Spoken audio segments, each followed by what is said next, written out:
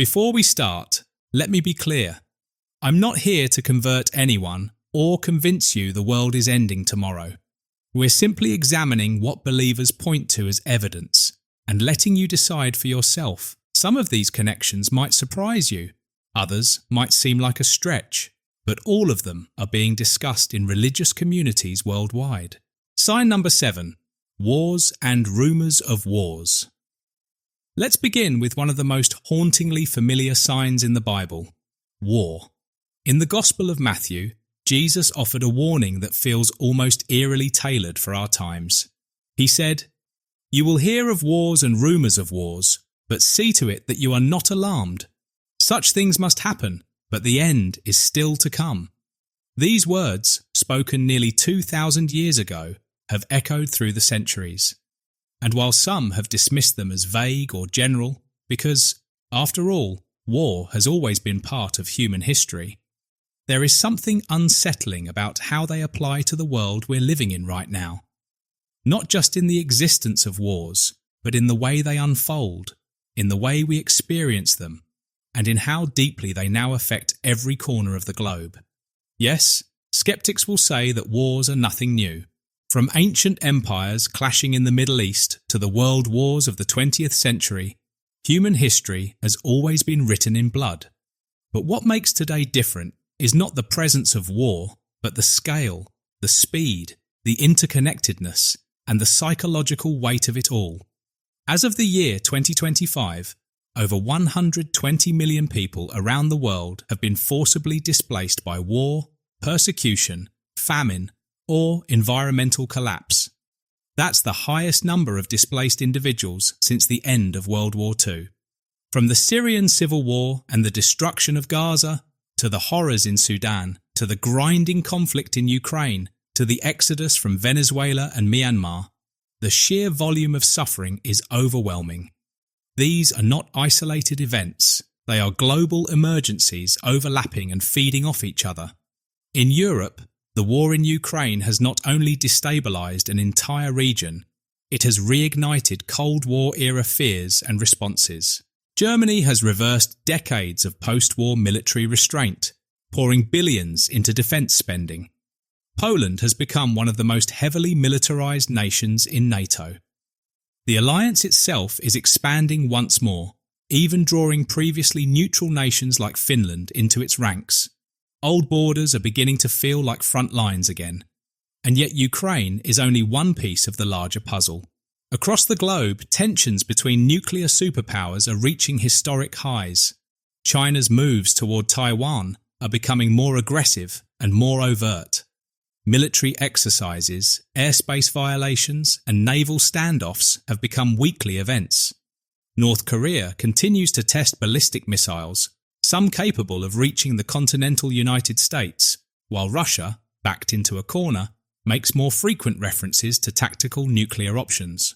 In the United States, defence spending has surged, troops have been repositioned, and geopolitical red lines are being drawn in sharper ink than at any point since the Cuban Missile Crisis.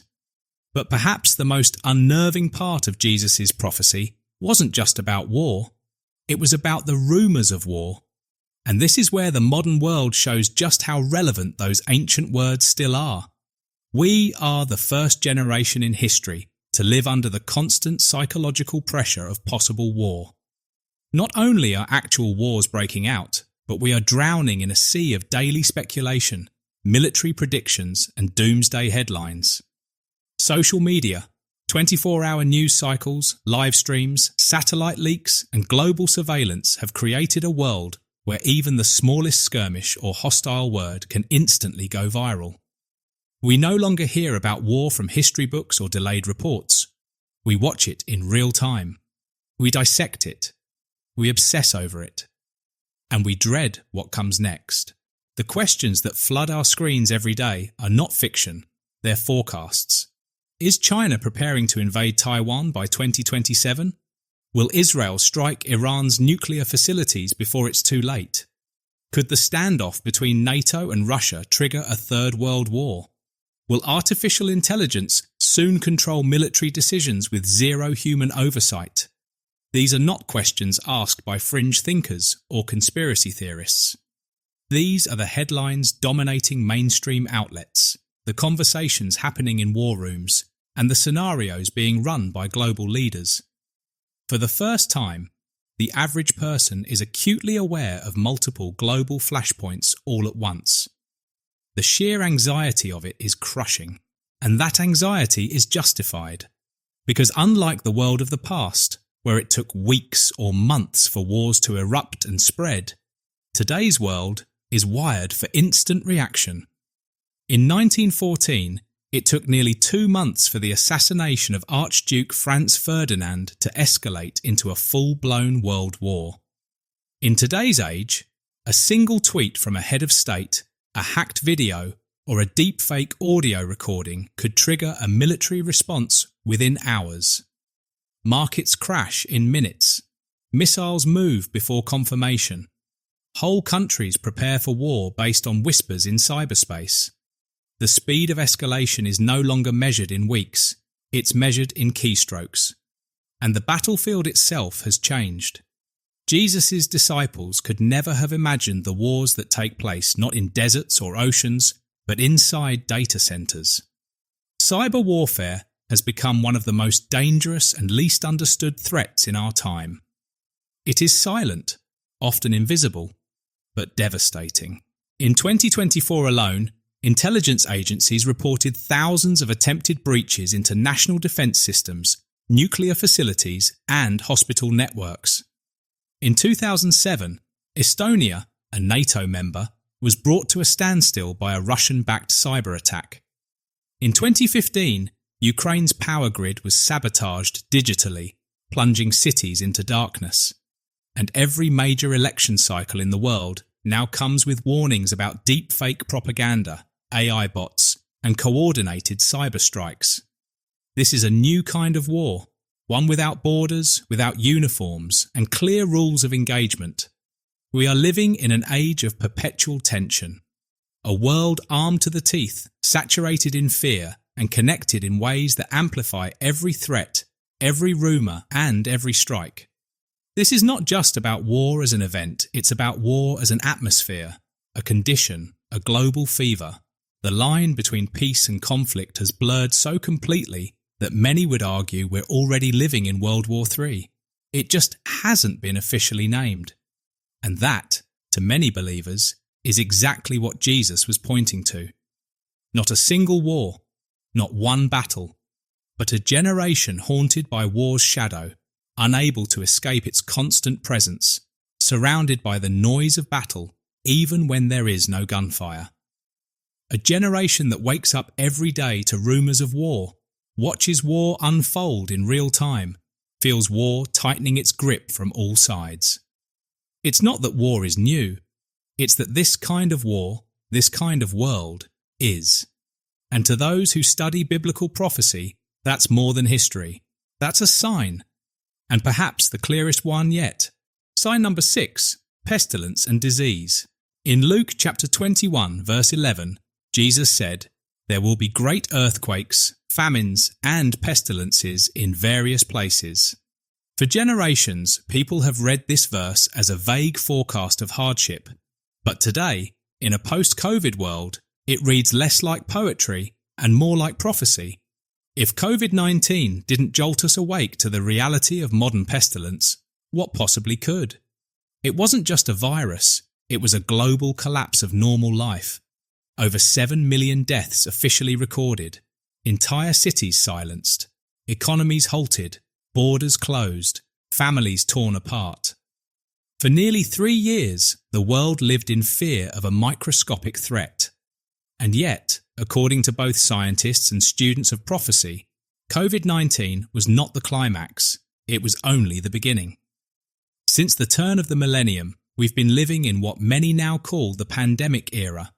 SARS in 2002, H1N1 in 2009, MERS in 2012, Ebola in 2014, Zika in 2015, COVID-19 in 2019, Mpox in 2022, Marburg resurgences, Bird flu strains in 2023 and 2024 forcing mass cullings and triggering travel bans.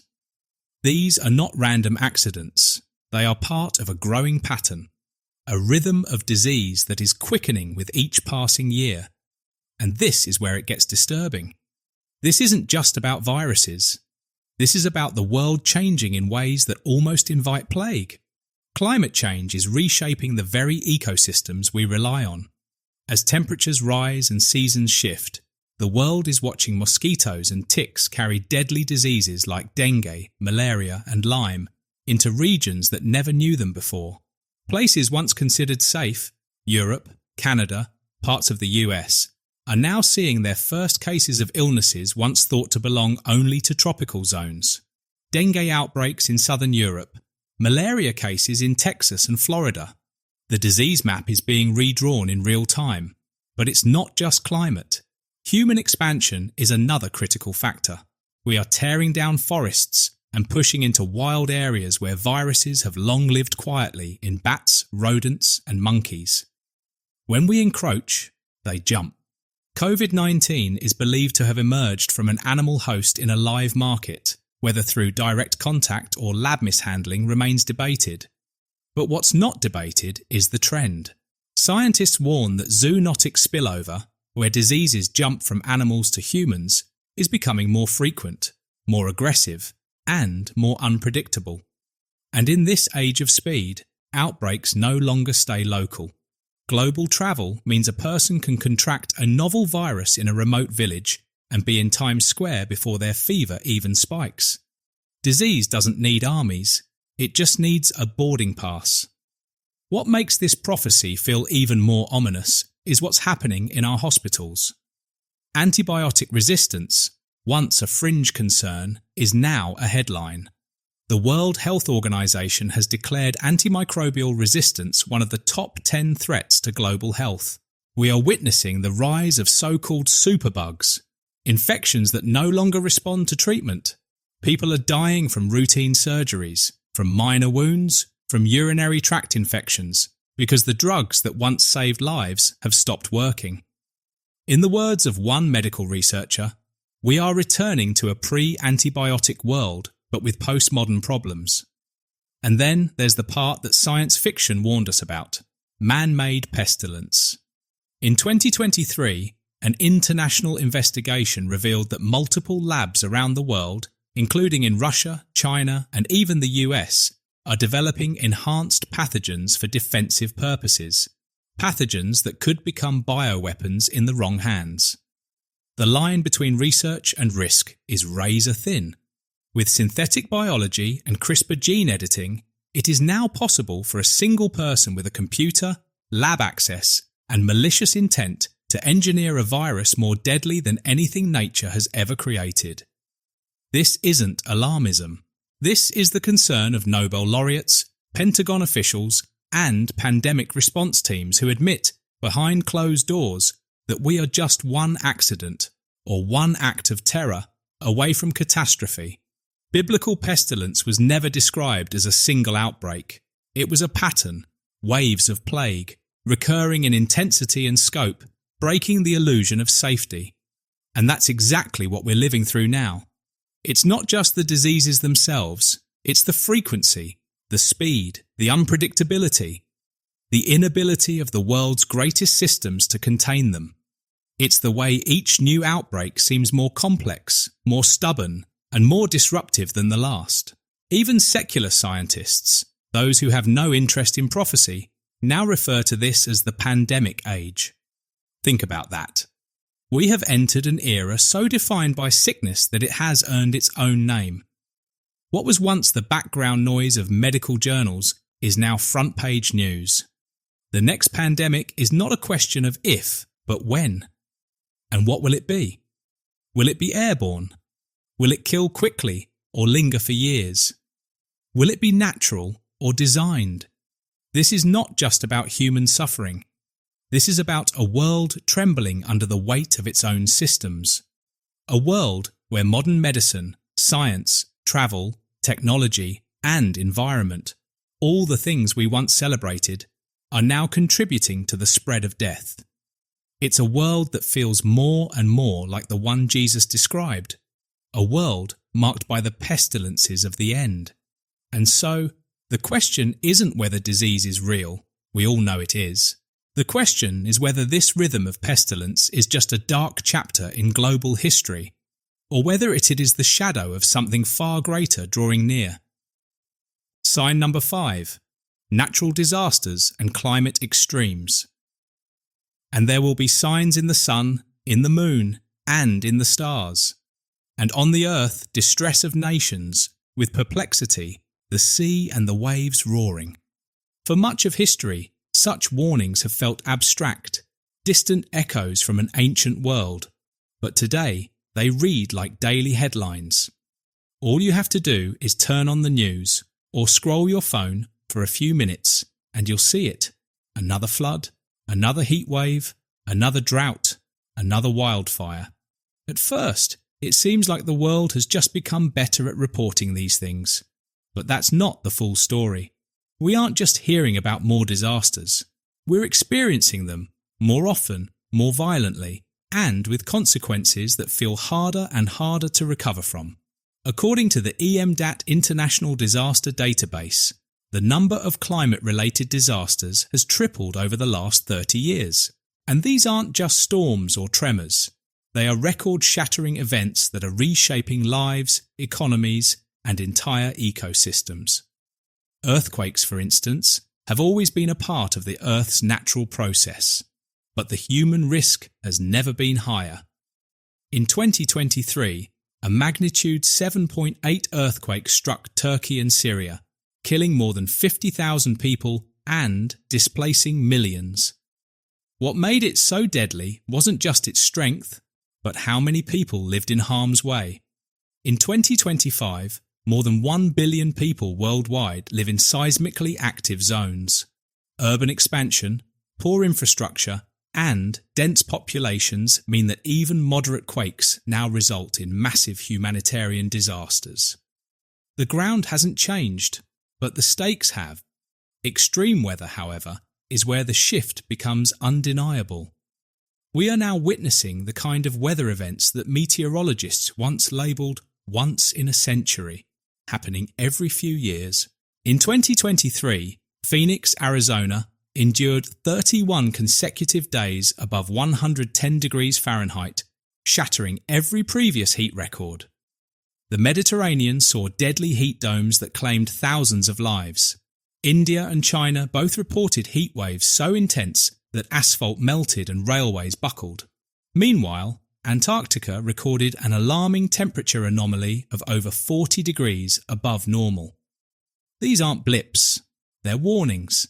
Then comes the terrifying paradox of floods and droughts. Extremes happening side by side, sometimes in the same regions. In 2022, Pakistan faced monsoon rains that submerged a third of the country, affecting over 33 million people. Yet within months, certain regions were experiencing drought so severe that crops failed. The American Southwest, meanwhile, continues to endure what experts now call the worst drought in over 1,200 years. The Colorado River, lifeblood of the region, has dropped to crisis levels, triggering water rationing across multiple states. Lakes like Meade and Powell have reached historic lows, exposing old shipwrecks and long-buried secrets as their shorelines recede. And as the land dries, the fires come. Wildfire seasons, once predictable, are now relentless. In Australia's Black Summer of 2019 to 2020, fires burned more than 46 million acres, an area larger than the state of Florida. The skies turned blood red. Millions of animals perished. Smoke reached New Zealand. In California, fire after fire consumes entire towns. Some of these fires have grown so massive that they create their own weather systems, generating lightning, spawning fire tornadoes, and spreading faster than anyone can outrun. In 2024, Canada experienced its worst fire season on record, with smoke darkening skies as far away as the eastern United States and even Europe. But what makes these events prophetically unsettling isn't just their destruction, it's their synchronicity. Natural disasters aren't just happening more often, they're happening together.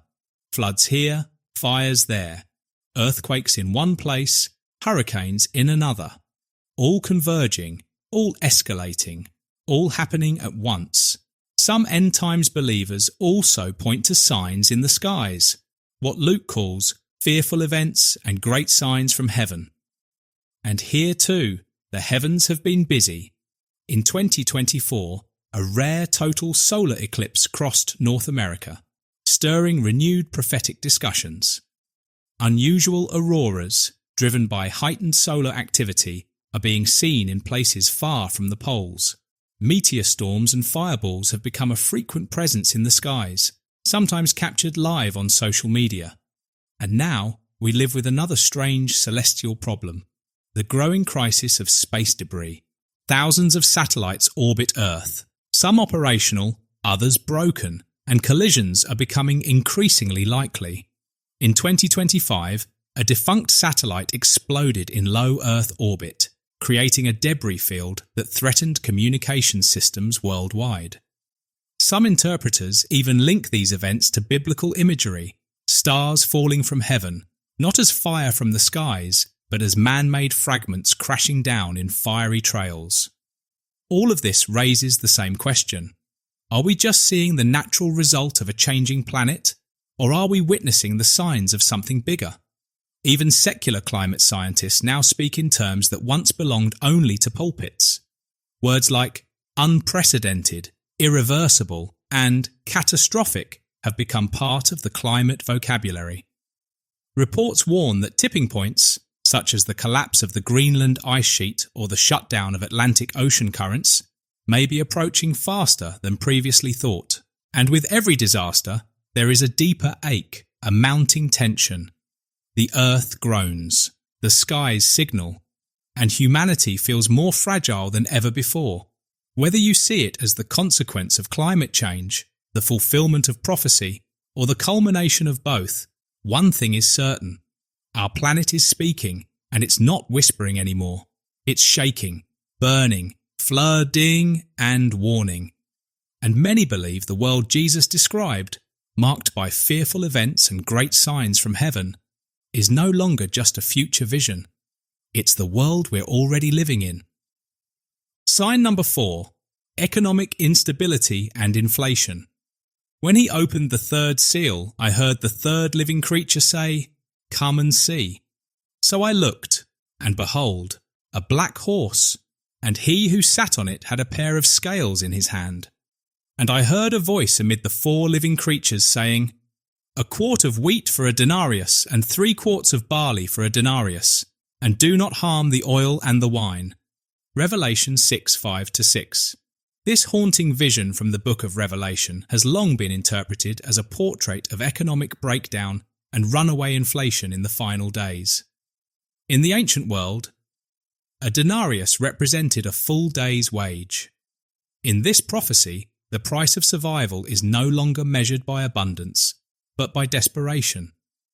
Working all day just to afford enough wheat or barley to survive. A system where the most basic necessities cost everything a person has. If that sounds distant or symbolic, take another look at the world around us, because what was once imagined as future warning is now pressing against our global reality. In the years following the COVID-19 pandemic, the global economy was plunged into a tailspin.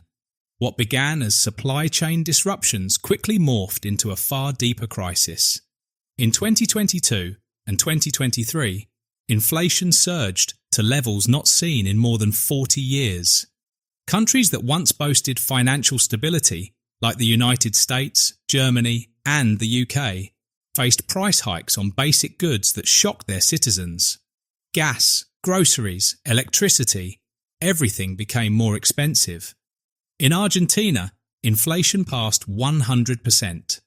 In Turkey, it climbed above 80%. Even in nations with robust economies, wages couldn't keep up. And now, in 2025, the ripple effects are still being felt. Interest rates remain high, housing costs have skyrocketed, and global debt has hit record levels, over $300 trillion collectively. That number is so large it almost defies comprehension, yet the weight of it is crushing nations from the inside out. The housing crisis is perhaps the most personal of these signs. Across developed nations, owning a home has become a distant dream for younger generations. In the United States, the average home price in major cities now requires over 10 times the median income. In Canada, Australia, the UK, and parts of the EU, the story is the same. People with college degrees and full-time jobs are renting indefinitely, watching the dream of home ownership slip away. This isn't just financial, it's psychological. Entire societies are living in a state of economic anxiety, unable to plant roots, start families, or build wealth because they're priced out of stability. Food prices tell an even darker story. As of 2025, the United Nations World Food Programme reports that over 345 million people are facing acute food insecurity. That number has more than doubled since just 2020. In parts of East Africa, the Middle East, and South Asia, food inflation has reached crisis levels. What used to be affordable staples are now luxury items. Even in wealthy nations, more people than ever are lining up at food banks. The cost of bread, rice, cooking oil, and meat continues to rise as climate change, war, and supply disruptions compound the crisis. And while the poor are being crushed, the rich are pulling away. Global wealth inequality has reached historic highs. The top 1% now controls more wealth than half the world's population combined. In 2025, the wealth of the world's billionaires hit new records, even as the majority of the global workforce struggles to make ends meet. Economists call this the barbell economy, where the extremes grow and the middle collapses. It's not just unsustainable, it's prophetic. The scales described in Revelation, the tools of weighing, pricing, and controlling, now feel like metaphors for systems that divide humanity more than ever before. But here's where this sign turns even more sobering. Economic hardship has always existed, but never before have we seen this level of global, synchronized instability. The shockwaves are no longer isolated by region or sector. One cyber attack, one container ship stuck in a canal, one war in one country can ripple across the entire planet in a matter of days. In 2021, a single ship, the Ever Given, blocked the Suez Canal and disrupted billions of dollars in trade. In 2024, a ransomware attack shut down a major fuel pipeline in the US, triggering panic at gas stations in multiple states. We are now living in a world where our systems are too fragile, too interdependent, and too vulnerable to shocks. And then comes the question of control. Many end times watchers point to the rise of digital currencies as one of the most alarming developments in recent years. Central bank digital currencies, or CBDCs, are no longer theory. They are reality. As of 2025, over 130 countries are developing or piloting digital versions of their national currencies. China's digital yuan is already active in major cities. The European Central Bank is testing a digital euro.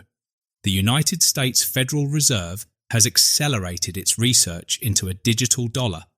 These systems promise efficiency, speed, and security, but they also raise chilling possibilities. With CBDCs, governments or central banks could theoretically track, restrict, or even block transactions at the individual level. Imagine a world where buying or selling depends not just on what's in your account, but on whether you are compliant with certain mandates, policies, or digital identities. For the first time in human history, the technology now exists to create the very system described in Revelation 13:17, that no one may buy or sell except one who has the mark or the name of the beast. Even those who interpret this prophecy symbolically admit that the infrastructure is eerily close. Facial recognition, QR-based payment systems, digital identity wallets, programmable money, it's all here, and it's all advancing rapidly. This convergence, Economic instability, inflation, scarcity, control has moved from the realm of speculation to the front page of reality. The prophecy of the black horse and the scales is no longer an ancient mystery. It feels like a mirror held up to our modern world. The global economy is not just stressed, it is groaning. And the systems that once promised prosperity for all are increasingly rewarding the few while exhausting the many. Whether you see this as the natural outcome of human greed or the unfolding of biblical prophecy, the truth is unavoidable. We are standing in the age of imbalance, watching the weight of it all tip further every day. And just as Revelation warned, we are beginning to understand what it means to work a full day and still not afford the bread. Sign number 3, moral and social decay. But mark this, there will be terrible times in the last days. People will be lovers of themselves, lovers of money, boastful, proud, abusive, disobedient to their parents, ungrateful, unholy, without love, unforgiving, slanderous, without self-control, brutal. Not lovers of the good, treacherous, rash, conceited, lovers of pleasure rather than lovers of God. It's hard to read that passage from Paul's letter to Timothy and not feel like you're looking in a mirror. Written nearly 2,000 years ago, it sounds less like ancient scripture and more like an editorial on modern society. Every word feels unnervingly relevant, especially in an era where morality no longer declines quietly. It collapses loudly, publicly, and globally. Today, the signs of social unravelling are not subtle. They're algorithmically amplified and endlessly visible. We live in an age of curated egos, where social media has built a stage for self-worship. Instagram, TikTok, YouTube, platforms originally designed for connection have become engines of self-obsession. Influencers craft entire identities around vanity and validation. Personal worth is now measured in likes, followers, and viral moments. Psychologists call it a narcissism epidemic. Scripture called it lovers of themselves. And the parallel is impossible to ignore. But this cultural shift runs deeper than selfies. It touches the soul of society. The rise of cancel culture has made unforgiveness a public virtue. A single misstep, one controversial opinion, one past mistake can lead to total exile. Social media mobs now play the role of judge, jury, and executioner. There's no room for grace, no pathway for redemption. In this climate, love and mercy have become endangered traits. What Paul described as being unforgiving and without love isn't abstract. It's now how the culture functions. Civil discourse has collapsed. The brutal, slanderous tone of modern political commentary isn't just disturbing, it's prophetic. Across the world, societies are fragmenting along ideological lines. Conversations have been replaced by shouting matches. Online forums are war zones. Friendships and families fracture over views on gender, politics, race, and religion. Being brutal, treacherous, and not lovers of the good doesn't just describe our disagreements. It describes our default posture toward anyone who dares to think differently. The breakdown of the family has accelerated as well. In many places, generational conflict has taken a strange new turn. It's no longer just kids rebelling against their parents. It's children cutting off contact altogether. The internet is flooded with stories of young adults disowning their families over political disagreements, gender ideologies, or perceived microaggressions. Disobedient to their parents now includes total relational severance, often cheered on by digital communities that encourage separation from toxic people, even if those people are your mother or father. At the heart of all this lies a craving for pleasure that now defines modern life. We are addicted to distraction. Entertainment is constant. Streaming platforms autoplay endlessly. Social feeds never stop. The pursuit of dopamine through sex, substances, screens, and self-indulgence has replaced the pursuit of God. We now live in a culture that glorifies pleasure and ridicules holiness. Experiences are elevated above ethics. Feelings trump truth. Paul's warning about people being lovers of pleasure rather than lovers of God could be the motto of an entire generation. But it doesn't end there. Crime has surged in many of the world's major cities. In the US, retail theft, carjackings, and random acts of violence have become so common that stores are closing in once thriving urban areas. Police departments are stretched thin. Prosecutors, in some regions, refuse to file charges for crimes previously considered serious. Videos of people looting stores in broad daylight go viral weekly. The truly disturbing part is how normalised it has become. The shock is fading. The outrage is numb. And in its place is quiet resignation, as if lawlessness is just another part of modern life. Meanwhile, sexual confusion has exploded into the mainstream. The societal view of gender and identity has undergone such rapid transformation that what was considered biological fact a decade ago is now labelled hate speech in some circles. In schools around the world, children as young as 5 are being introduced to complex and controversial topics about sexuality and gender identity. Debates once reserved for philosophy classrooms now shape elementary education. For many, this isn't progress, it's chaos. For many, this isn't progress, it's chaos. The boundaries of identity have been erased, and with them, the moral compass of a generation. What used to be unthinkable is now untouchable, shielded from criticism, enforced by policy, and promoted with religious zeal. Religious observance is disappearing. In the United States, once considered a stronghold of church-going culture, Gallup reported that church membership fell below 50% for the first time in history. Europe, long post-Christian, has moved further into spiritual apathy. In Canada and Australia, many churches have shut down entirely. The phrase spiritual but not religious has become the fastest growing religious category in the world. And among the youth, biblical literacy is plummeting. What was once sacred is now forgotten. Paul spoke of a coming apostasy, a falling away. That falling has begun and it's accelerating. But perhaps the most unexpected trend is the resurgence of the occult. Witchcraft, astrology, tarot, and crystal-based spirituality have exploded in popularity, especially among young people.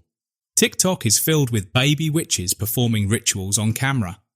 Tarot card sales are at an all-time high. Astrology apps have millions of daily users. People are seeking spiritual experiences, but not from God. The forbidden practices of old have been rebranded, monetized, and welcomed into mainstream culture. It's not that the world is less spiritual, it's that the spirit guiding it is no longer holy. Now, critics are quick to say that every generation believes theirs is the worst. Every parent thinks their kids are less respectful. Every society has moments of moral tension. But end times believers argue this moment is different. What makes this generation unique isn't just the presence of moral decay, it's the speed, scale, and saturation of it. These changes aren't unfolding over centuries or even decades. They're happening in real time, globally, and with alarming coordination. Social media has become the first true global culture, transcending language, religion, and borders. A moral trend that begins in Los Angeles can shape minds in Lagos, Mumbai, or Rio de Janeiro within days. The decay is no longer cultural, it's planetary. A worldwide culture of pride, indulgence, rebellion, and spiritual confusion now exists in ways never seen before. And that, prophecy watchers say, is exactly what Scripture warned would come. Not a localized moral collapse, but a sweeping, contagious, all-consuming decline that touches every nation, every platform, every heart. The days Paul described are no longer coming. They're here, and they're streaming live. Sign number 2. Israel and Middle East prophecy. No discussion about the end times can be taken seriously without addressing the nation of Israel, because Israel doesn't just appear in biblical prophecy. It dominates it. From Genesis to Revelation, the land, the people, and the city of Jerusalem are central to the unfolding story of humanity's final chapter. And for prophecy watchers around the world, the very existence of Israel in the 21st century is nothing short of miraculous. For nearly 2,000 years, Israel did not exist as a nation. The Jewish people were scattered across every continent, persecuted, driven from homeland after homeland, living as strangers in foreign lands. For many centuries, the promise of a Jewish return to their ancient homeland seemed like a poetic metaphor at best. But on May 14th, 1948, the impossible happened. In a single day, just as Isaiah had foretold, the nation of Israel was reborn. Against all odds, the Jewish people returned to the land of Abraham, Isaac, and Jacob.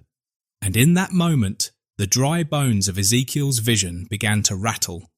Ezekiel 36:24 records the words of God, "I will take you out of the nations. I will gather you from all the countries and bring you back into your own land." And that's exactly what has happened. Since 1948, Jews have returned to Israel from over 100 countries, fleeing communism in the Soviet Union, persecution in Arab lands, poverty in Ethiopia, and anti-Semitism in Europe. The regathering of Israel is one of the most visible and measurable prophetic fulfillments of our time. It is no longer hypothetical, it's historical. And then there's the land itself. When early pioneers arrived in what was then called Palestine, it was swamp, desert, and wilderness. Mark Twain once described it as a desolate country whose soil is rich enough but is given over wholly to weeds. But Isaiah had said, "The wilderness and the solitary place shall be glad for them, and the desert shall rejoice and blossom as the rose." In modern times, this is no longer poetic language. It's agricultural reality. Israel has become a global leader in desert farming, water technology, and reforestation. From exporting citrus to developing revolutionary irrigation systems, the land has come to life again. The desert truly has bloomed. But the prophecy does not stop at geography. It centres on Jerusalem. Luke 21:24 speaks of Jerusalem being trampled by Gentiles until the times of the Gentiles are fulfilled. For centuries, Jews had no control over the city. But in the Six-Day War of 1967, Israel regained full control of Jerusalem for the first time in more than 2 millennia. That moment marked a dramatic prophetic milestone, one that many believe began the countdown toward the fulfillment of the rest of what Scripture describes. And yet, Jerusalem remains the most contested piece of real estate on earth. The world cannot look away. The United Nations has passed more resolutions about Jerusalem than any other city. Nations negotiate peace plans, broker treaties, and redraw lines, but the city refuses to be ignored. Zechariah 12:3 describes Jerusalem as a burdensome stone for all people, and that verse reads like today's headlines. No other city provokes such consistent global tension. This is not coincidence. This is convergence. One of the most striking aspects of modern prophecy watching centres on the Jewish temple.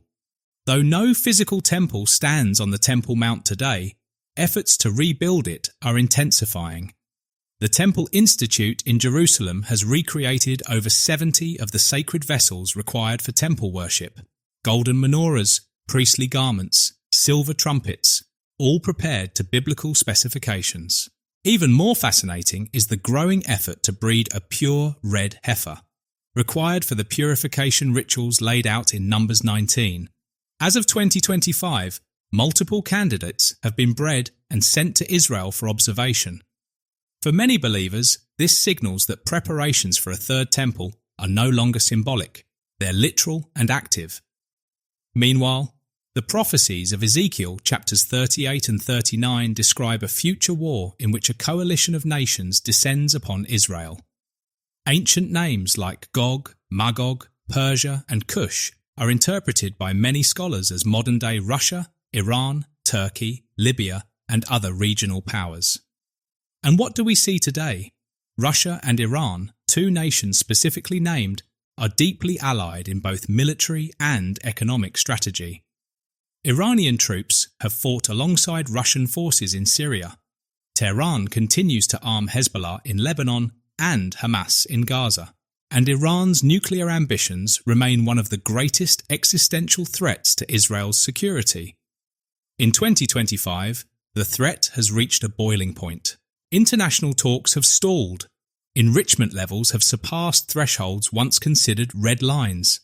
Israel now openly admits it may need to launch a preemptive strike to ensure its survival, an act that could ignite the very war Ezekiel describes.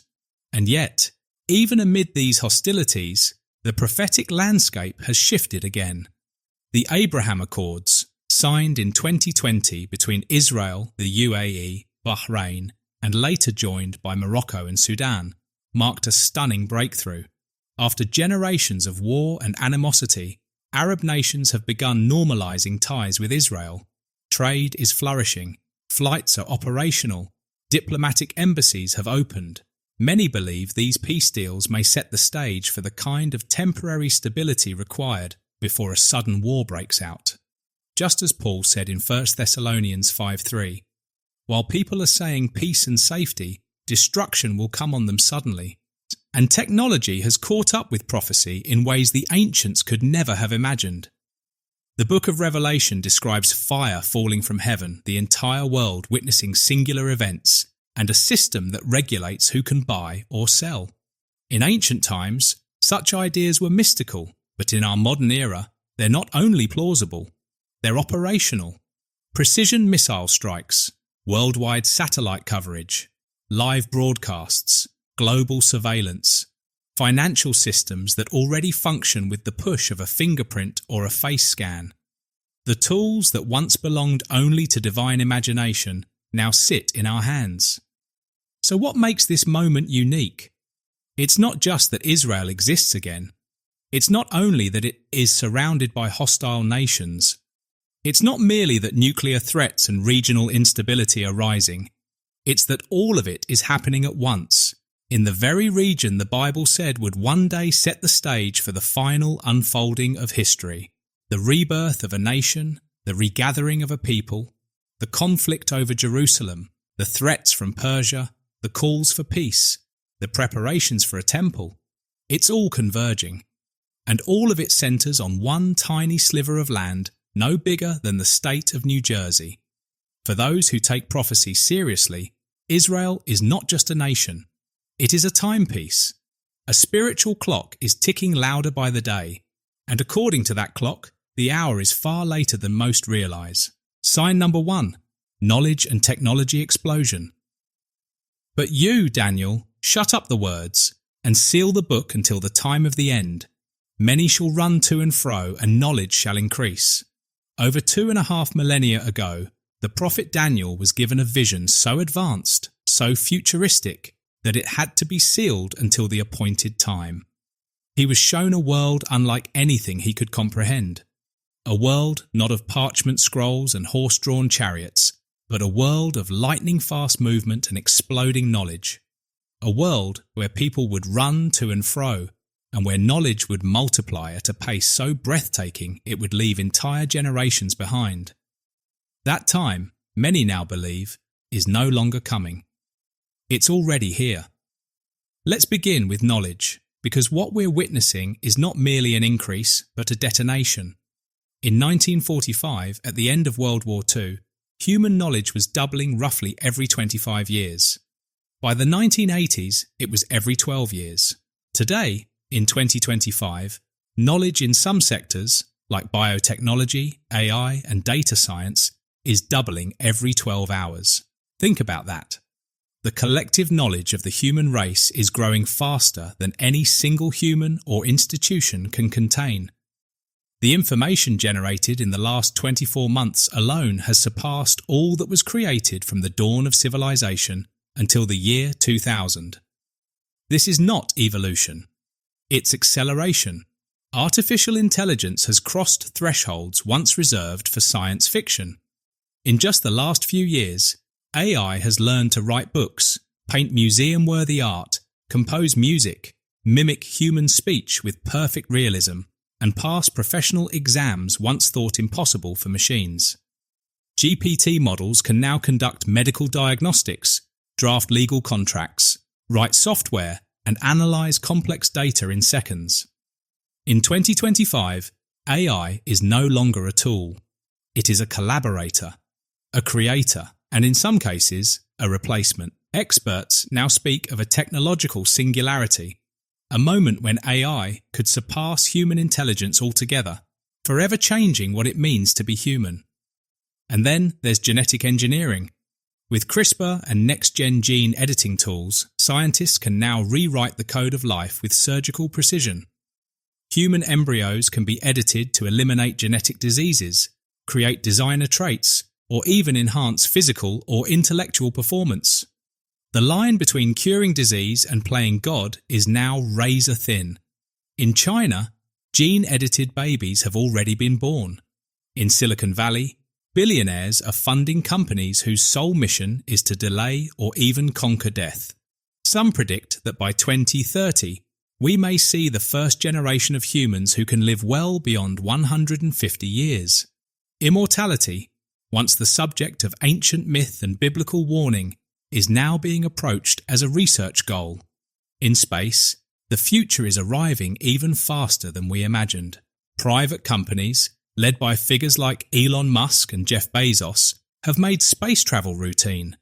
Reusable rockets now launch satellites weekly. SpaceX's Starship is preparing for manned missions to the Moon and Mars. NASA has confirmed plans for permanent lunar bases by the early 2030s. And discussions of asteroid mining, orbital colonies, and interplanetary internet are no longer dreams. They're in development.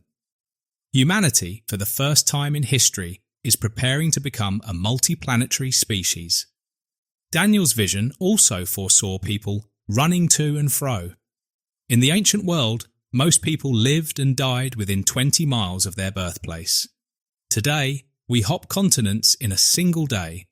Before the pandemic, over 100,000 commercial flights crisscrossed the skies each day. In 2025, global air travel has not only rebounded, but surpassed pre-pandemic levels. High-speed rail networks in China, Japan, and Europe blur national borders. And beyond physical movement, there's digital movement. People travelling across time zones, continents, and dimensions through screens and virtual realities. A student in Nairobi can attend class in Boston. A doctor in Tokyo can operate on a patient in Brazil. The world has shrunk to the size of a screen, but the real migration is even deeper.